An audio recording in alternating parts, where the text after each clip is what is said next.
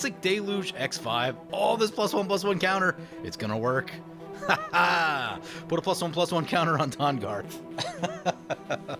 I don't even care what happens now. This is gonna be awesome. Today on Commander Replay, we try to attack during everyone's turn with Tahngarth first mate. Next on Commander Replay.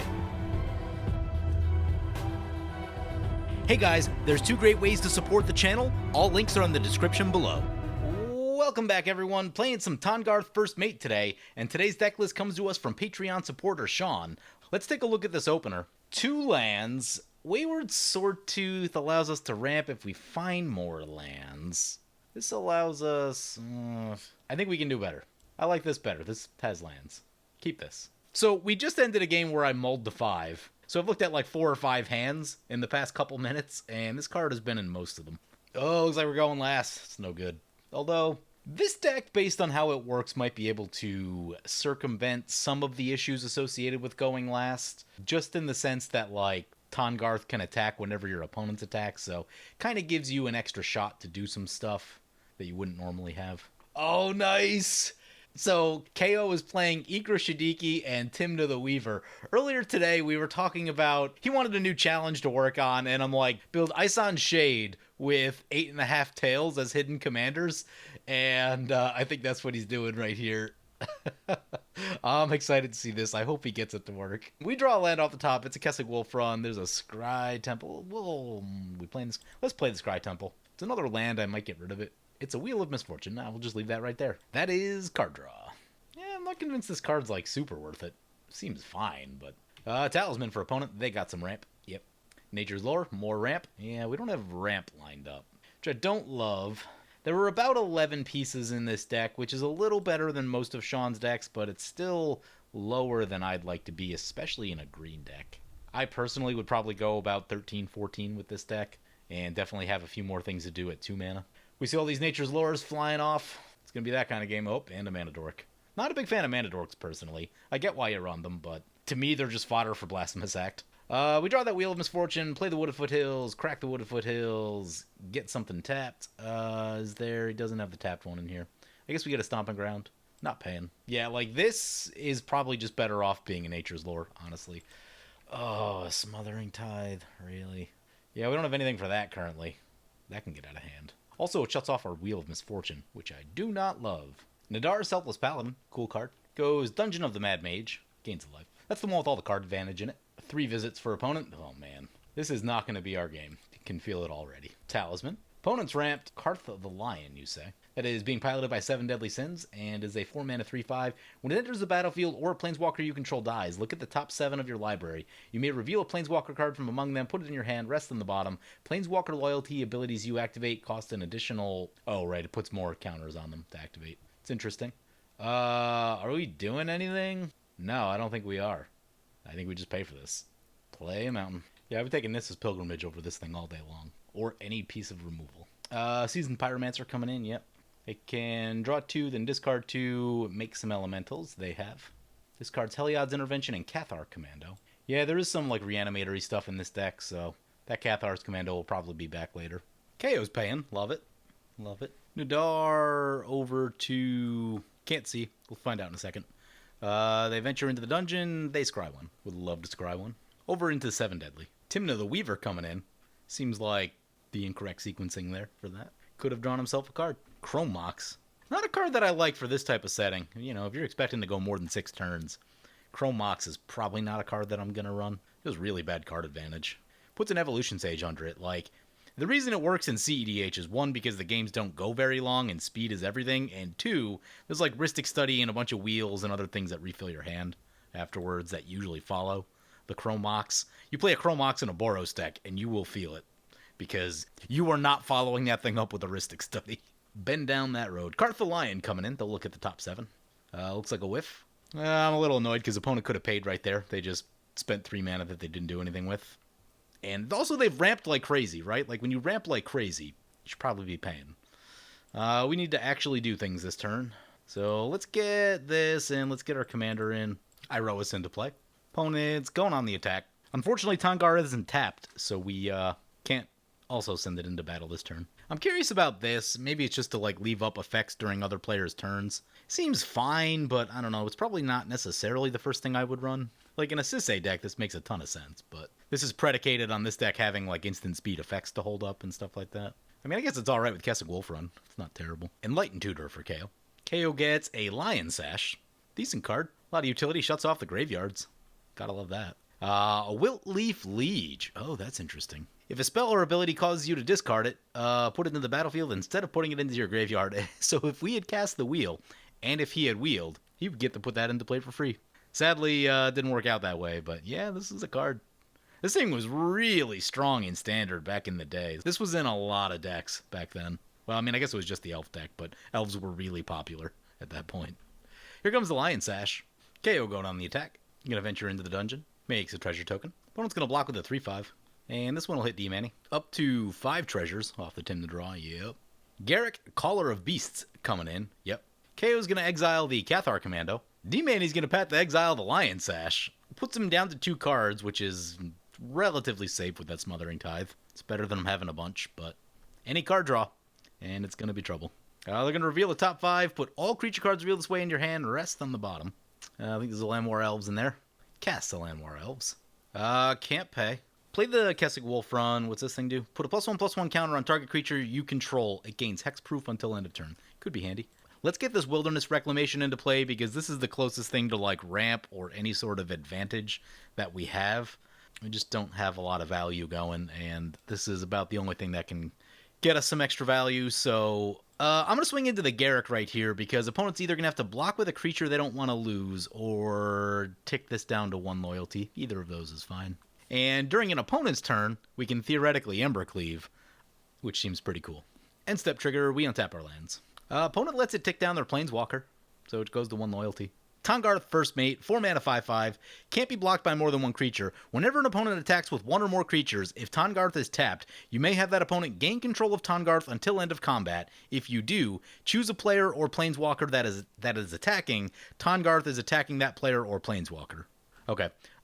This card operates very strangely on Magic Online. We'll see how that plays out here. Things with the control get kind of weird. There's an Odric Lunarch Marshal. That's a very powerful card. Down to his last card. Only 1 card in hand, though. We're actually in a spot where, like, if we go Embercleave, Jeska, probably starting to talk about lethal on some people. And it's pretty early into this game. Oh, this isn't going to work during opponent's turns, I don't think. Have Tahngarth First Mate attack under D-Manny's control? Yes. How do I click a player or Planeswalker? Oh, I have him. Okay, got it. Yeah, we'll attack KO. Okay, yeah, control shifts, which means we're not going to be able to Embercleave this thing this turn. If we get another land, we will. Funny story, with an Iroas, because of the menace, this can't be blocked, because you can't block it by more than 1 creature. So it's actually just unblockable. It's interesting. Opponent leaves the Planeswalker. Since we don't have much else going on, I might Kessig Wolf Run something that's attacking not us. Probably like our commander. That is a Cleansing Nova, destroying all artifacts and enchantments. Well, we lose the Wilderness Reclamation, but we probably catch a break there in that we're losing only the Wilderness Reclamation. D-Manny's going to Mistveil Plains a Heliod's Intervention back into his deck. So the Smothering Tithe goes down, and all things considered, he did not get that far ahead off of the Smothering Tithe, and that was more so just because he kind of ran out of cards. Because he's definitely had mana. He's got a Nick, though, so we'll be able to make more mana that way. Doesn't have a ton of devotion yet, but it's not that hard to get more. KO spreading the love around a little bit. Tahngarth trigger. We'll attack D-Manny. And he'll scry too. Yeah. He's making his way through this dungeon. We can't block. Opponent's gonna block with a 1/1. Yeah, we're gonna give it trample. Kessig Wolf Run. X1. KO damages 2 opponents, so we can drop to 2 cards. D-Manny's down to 27. Somehow they didn't take commander damage from us, though. Weird. Cultivate. Mana Crypt. Oh, I'm so jealous. We could use one of those so bad. We've been going no Mana Crypt. Opponent left it in their deck and just said if they had it, they would wait till like at least turn 5. So makes it reasonably fair. But even still, like even at turn 6, getting from 6 to 8 mana can still be a pretty big deal. Opponent plays a Greed, draws a card. I'm jealous. At least it'll make their life really low, and we can punish decks with really low life. I would love to catch a land off the top here because then we don't have to wheel. And I really don't want to wheel these cards. These cards are like way too powerful to wheel. But if we can't cast them, kind of a concern also. Opponents are starting to dwindle on cards like D-Manny will probably pay a lot of life to make sure he draws. The 7 Deadly probably won't because of the greed. They might, I don't know. They might pay a little bit. It's hard to say. But a lot of finishing power in our hands here. And plus with another land we could Embercleave and leave up Snakeskin Veil. Oh, Commander's Plate is a magic card. It's not a land, sadly, but it is a very good card. Go ahead, play the Commander's Plate. A lot of overlapping colors at the table, a lot of green and red, so that's not necessarily the best, but it'll get this thing pumped up. We'll equip to our commander. We'll take a shot over 7 Deadly's face. D-Manny can't block. Maybe that's a better thing, because he can just block with a Dork. Yeah, D-Manny it is then. He goes down to 19, 8 commander. Soul Ring. I think his best bet is to exile cards from his graveyard and make some tokens. Oh, that's exile itself. Never mind.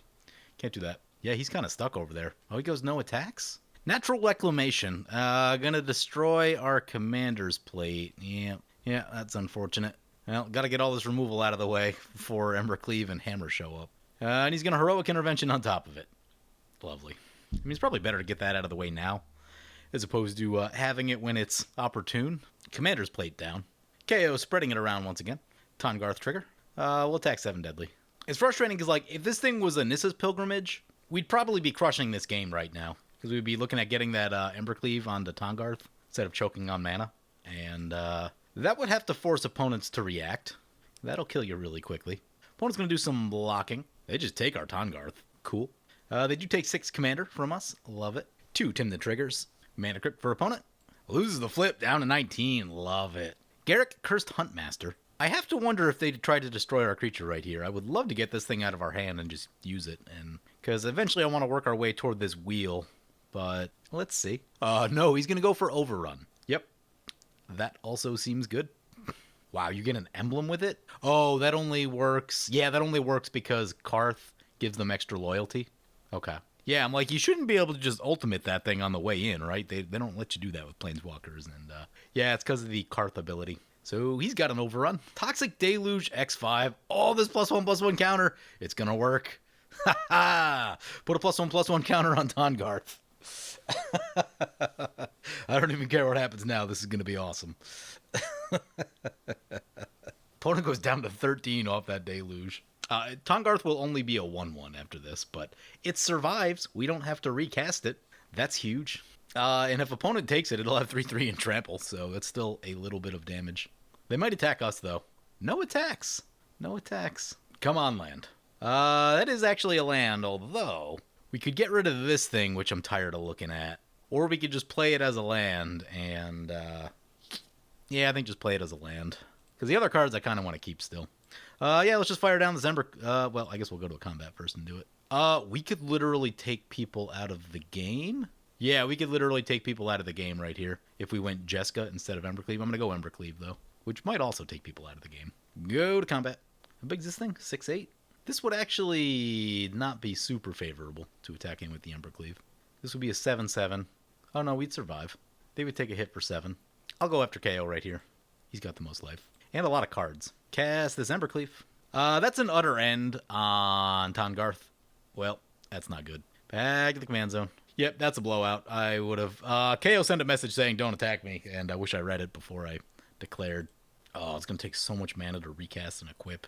Yeah, next turn we're probably on the wheel. Selfless Spirit. Reconstruct History is a magic card. Getting back Path to Exile.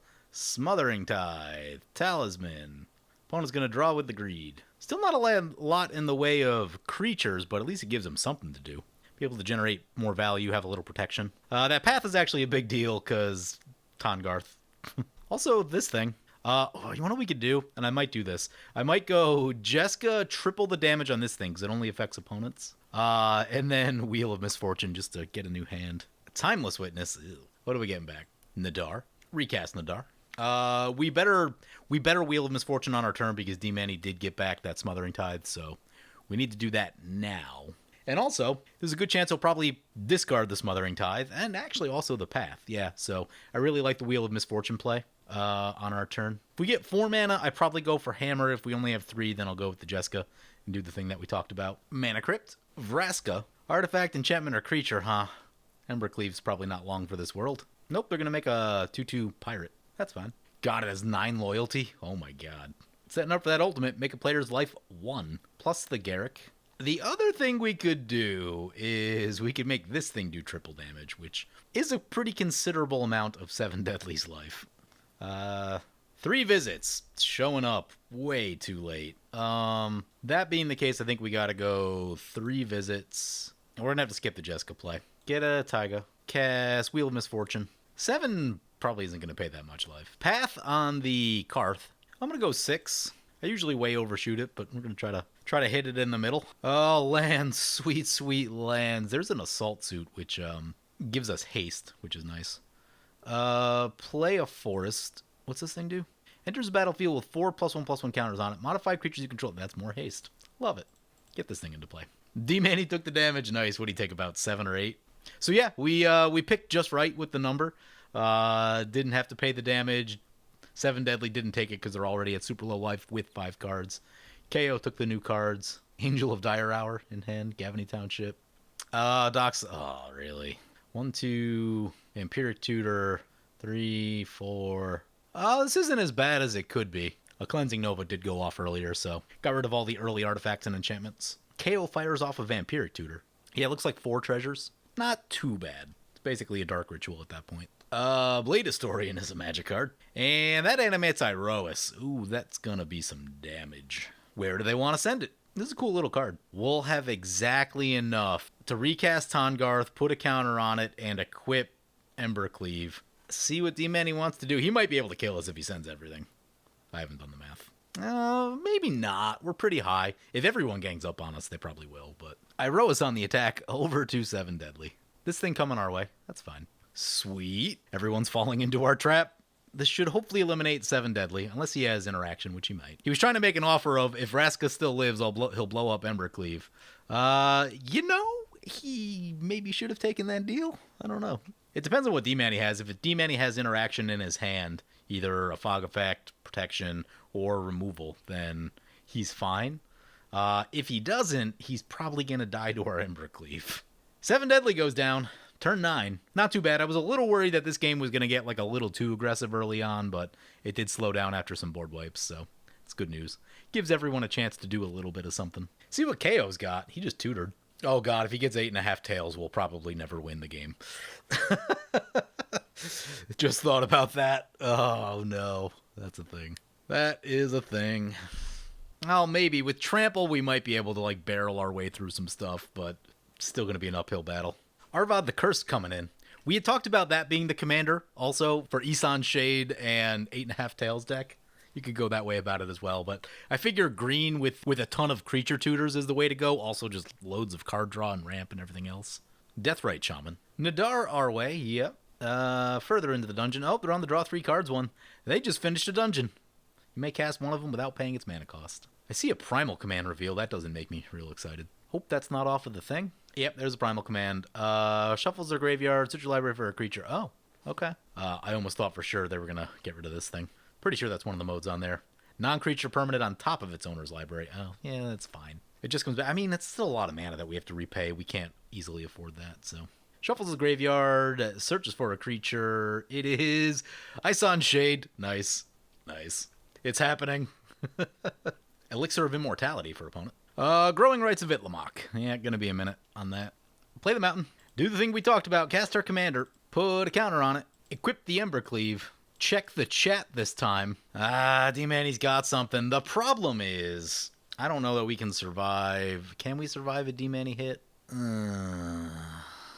Yeah, he's got something. That's 14. Bunch of flyers. So if we attack KO right here and KO doesn't have anything, either 2 things happen. Either KO shoots this and that's bad, or yeah, I think they both have something. So we gotta stay put. That sucks. We need protection. We need boots. There is 1 set of boots in the deck. Honestly, I'd probably I know it's tricky when you're playing equipment, but like there is just something about keeping this thing protected. Unfortunately, that commander's plate went down. I mean, do you run Mask of Avacyn? I actually don't think Growing Rights of Itlamok is the right card for this deck either. Because I don't think the creature count's very high. Yeah, 15 creatures, very low. Enlightened Tutor during the main phase. They have a War Room which they can draw it with. They are making pretty good mana off the Nykthos. True Conviction? True Conviction. Yep. Well, if KO has something, this will probably force KO to use that something. Yep, there's a True Conviction. He's down to 8, but he's about to gain a lot if he gets the lifelink hit off. KO seemed to be in the think tank there. Oh, right, there's an Iroas. We can't block. Opponent's not swinging our way, though. How about that? See what KO's got. Settle the Wreckage! Oh, man, he got me so good with one of those the other day. Oh, that is huge. KO could probably just waltz in there and take him down now. I've been starting to think about using Settle more. It does give and it does take. The problem is, especially with green decks, so the green deck is the deck you're probably most likely to settle the Wreckage. The problem is the green deck also has the most ramp and the most draw, so you're just feeding them crazy amounts of resources that if they have any card draw at all, they will refill super quickly and have all the mana to do everything. So when you settle the Wreckage, you need to make sure it blows them out, and you probably need to kill them ASAP. Well, that's a farewell. Annihilating everything. All right. See how that's going to go. Probably puts us on like Orin, Frostfang. Maybe Frostfang, Fumiko if we have the mana. 7 mana for this thing. God, why is this so much? Funny enough, because D-Manny's playing Boros, Ison Shade, KO will probably just be able to waltz right in because he's at 8. Rift Sweeper. Pulling a card out of exile. What are we getting out of exile? Arvad back into the deck. There it is. There it is. Creekwood Liege. That's a good card. Really underrated. So yeah, it looks like he's running all of the color pump type effects. Leech Cycle, very solid. Brings back to our turn. There's a land. That's a pretty big one too, actually. Labyrinth of Scophos. I don't know that we'll ever actually get to a point where we have like enough excess mana to be able to activate that, but it's a nice thought in theory. Let's get the Orin Frostfang in. What does this thing get? This gets a creature card from among them. Creatures only. I think I'm just going to go for the Fumiko. Actually, yeah, let's just go over the Fumiko. Pass like that. Oh, this is your upkeep only? I thought this one was every upkeep. Still, it spits out 3/3s. It's not terrible. D-Man's going to draw a card with War Room. That's not the spot you want to be in. D-Manny hasn't used whatever interaction he has yet. So I'm curious to see if we hear it now. If it's white, may not stop this thing. And he's also exactly at 6. So this is looking really good. Assault Suit, probably not going to be the best with, in all likelihood, only one player going to be left in the game. It does give you the 2/2 haste and can't be sacrificed, though, and those are nice things. Oh, the good thing, too, is that Fumiko's ability, because it'll force the attacks, means that there shouldn't be too many blockers up. So we should, I guess he's got a couple that he's cast main phase, but because we want to try to get through with this Frostfang and draw some cards. Rift Sweeper our way. The Shade our way. Really? Come on, just, can you take him down? Creekwood Liege. That was drawn up so perfectly. See what D-Manny's got. Generous Gift. Gonna make a blocker. Nice. Why on his Nykthos, though? Do it on like a mountain or something. Yep, KO gonna pay the price there. There's a 3/3 coming our way. We'll just block with the 2/6. Oh, wait, nope. We'll block with the Fumiko, because Fumiko will get bigger. Bushido 3. Also, the fact that the elephant is green means that it can block this thing. We go down to 18. Yeah, we're starting to bleed a bit. KO's still at 34. Doesn't have amazing blocks, but he could throw things under the bus if he wanted. Tenza is a card. Play the Tenza. Equip the Tenza. And we can cast Rishkar's Expertise for 6 right here, which seems like a good idea. So let's do that. Those are cards. We can get 2 additional mana off Jeska's Will. What does that do? Gets us to a key to the city. Or it gets us to a Feast and Famine. These are all like very reasonable cards. I kind of like Unblockable. Maybe we want the 4 mana off this thing, because the 4 mana on this thing is brutal. The 2 mana off that is very meh. Only gets us the key to the city, which we could just drop in anyway. I think I'm going to go for the Assault Suit. Because if they shoot that, I'm not like so worried about it. I don't want to show the Feast and Famine yet, because I don't like showing the Feast and Famine if I don't have to. Oh, are we going to have we're going to have a land play. Yeah, we have a land play. Nope, we could have... No, does that even matter? I don't know if it matters. Yeah, play a land. I think we just attack D-Manny here and get him out of the game. I'm on a bit of a time limit, so just getting someone out of the game speeds the game up. Just send him into D-Manny. We're going to be wide open to KO. Hopefully KO doesn't have a big play. He's only got 2 cards in hand. Does have a lot of mana. Oh, D-Manny's got something. It's a Swords. Swords on our Fumiko is not ideal. This thing has Death Touch. He probably takes it. It's only 2. No, he's going to block. We eat the token. Doesn't let us draw. Put Tenza on this thing. And pass like that. Here's something notable. I'm actually playing faster than both of our opponents. It's rare that happens. I'm usually holding up tricks. What can we get with that Godo? Invoke Justice. Getting back. Wow, Seasoned Pyromancer is his best creature. He's not had a game to remember, huh? It'll be large. What can we get with the thing? I mean, the late game Sword of the Animist isn't the worst thing I've ever heard of. There aren't a ton of things left as a mask. It's basically like Hearth and Home, Sword of the Animist. I mean, Hearth and Home is probably better because of the colors. Yeah, Hearth and Home is probably better, but... someone just pieced out with the Teferis. That's D-Manny. He just pieced out. So, KO's got a free shot at us. Marshall's Anthem 2 times. What are we getting? He reshuffled his graveyard, so not a lot to choose from right here. Rift Sweeper and Creekwood Liege. Notably all green things that Feast and Famine gets by. That's why I didn't want to show the Feast and Famine. Opponents probably make different plays. Ravos. Yeah, we're probably going to get blasted right here. Yeah, here it comes. Here's a shot for 13. Gonna cut us in half. 1 Tymna trigger. We could probably put a pretty big hurting on KO. Oh, it's Painter Servant. Everything's going to be white. Okay, everything's mostly still green. He can block with the Painter Servant, which is a little annoying. Yeah, we talked about that. We had talked about that. Beast Within seems like it might be helpful. Play the Command Tower, play Godo. Use the ability. Ooh, Mage Slayer is a card, isn't it? Let's check on our mana. 1, 2, 3, 4, 5, 6. Not going to get any help with the Jessica's Will. So we go 3 for that, but then we can't get, like, Sword. Yeah. It's frustrating. We can get Key to the City, though. So if we attack with that, put the Assault Suit on it, it'd be 5. Because we're probably not gonna survive another turn. Oh, we got the Tenza also. We could also just get Swiftfoot Boots, which is 1. Let's get the Mage Slayer. Seems fun. Sword of the Animus. Yeah, maybe Sword of the Animus is correct. No, but then we still don't. Yeah, we're still short of the Feast and Famine. That's the problem with not showing the Feast and Famine last turn.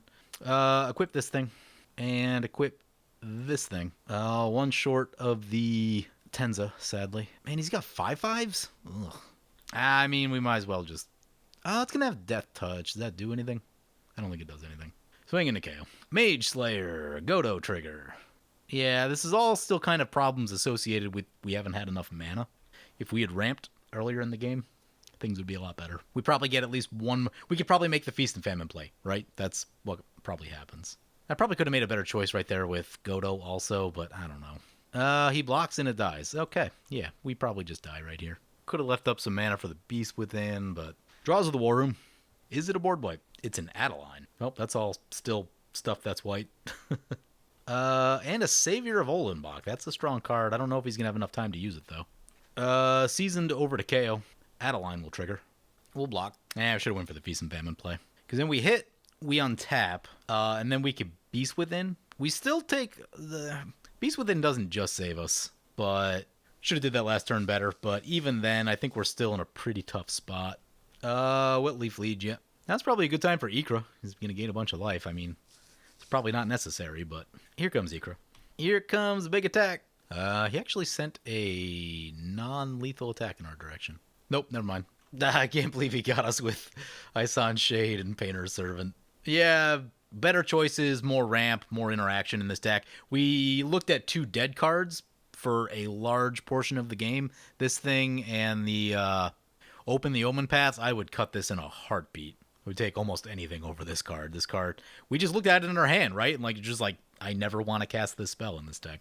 And Growing Rights isn't that much better. 15 creatures, you're never going to get... It's going to be so hard to get that thing flipped over. So KO takes it down with his Ison Shade 8.5 Tails Painter's Servant deck. Very nice. Yeah, so where is that thing? I added a Kodama's Reach. I think I cut a land or something that didn't import. And definitely get rid of that thing. Nissa's Pilgrimage is a lovely card. And also the Growing Rights. Growing Rights really, I don't think, is where you want to be. Anyway, so here's a quick peek at the deck. All the combat stuff in the deck is pretty strong, so I like a lot of that stuff. The one thing I might think about, I haven't played this commander and I'd have to think about it more, potentially getting more ways to block and protect yourself. Blocking is definitely a struggle with this deck. I don't know what else is out there, but more cards like Thaumatic Compass. I don't know how many of those there are in existence, but things that can do that sort of effect, that maybe even just like fogs and green if someone's going to blast you real hard, just to protect yourself a bit. That's probably what I would do, but yeah, you know, I think it's just making sure there's enough ramp. I think better ramp choices for this particular build, and maybe a touch more card draw also. I'm not seeing too much beside the Rishkar's expertise. I'd probably try to draw a few more cards in there. So anyway, hope you guys enjoyed the video. As always, feel free to comment, like, or subscribe. Thank you for watching. I want to thank my awesome Patreon supporters. You guys are awesome. If you want to help support the channel, vote on which decks I play next, or if you want to get some really good games of Spell Table, be sure to check out my Patreon at the link below. And be sure to check out my other Dinosaur Week videos.